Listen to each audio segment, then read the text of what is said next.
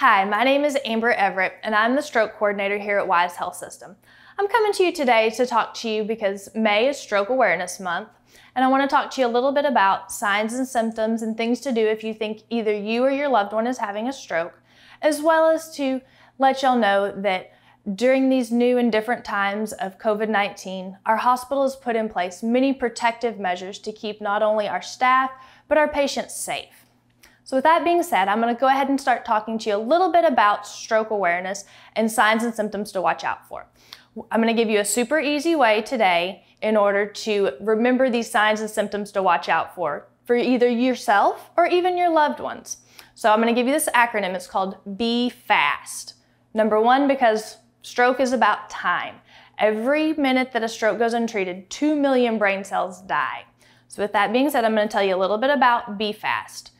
B FAST stands for balance, eyes, face, arms, speech, and of course, lastly, our number one thing is time.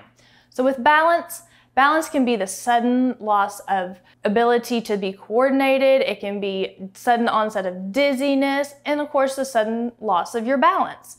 Now, eyes, it can be loss of vision. Usually this is a sudden onset. It can be one eye or it can be both eyes. It can also even just be part of your visual field. It might be you can't see your visual field over here, or even the middle, up or down. Just any sort of change in your vision that comes on suddenly.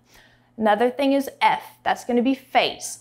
You can have facial weakness or a facial droop. You might even notice that the person is just drooling a little bit on one side of their mouth or can't keep that side of their mouth closed. Arms.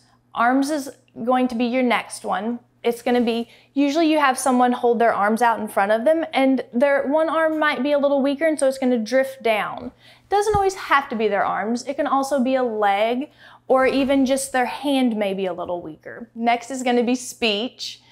S for speech. That can either be the inability to speak. It may be that they just have a little slurring of their speech. They may even have trouble getting words out or even use the wrong word. Someone might even point at a camera and say pencil. It's just going to be a change in their ability to speak. And of course, last, T for time. Time is of the essence. Like I said, brain cells, you have 2 million of them that die every minute that a stroke goes untreated. So for time, not only do we want to think about the quickness that you get here, the quickness that you get here from the onset of your symptoms, but also remember to not drive yourself to the hospital, to call 911.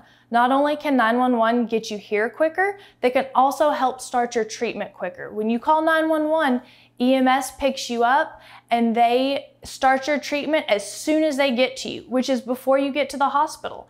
Besides starting your treatment, they also alert the hospital of a code stroke, and we have our whole team ready and waiting for you to start your treatment. Just a reminder, be fast and don't forget to call 911.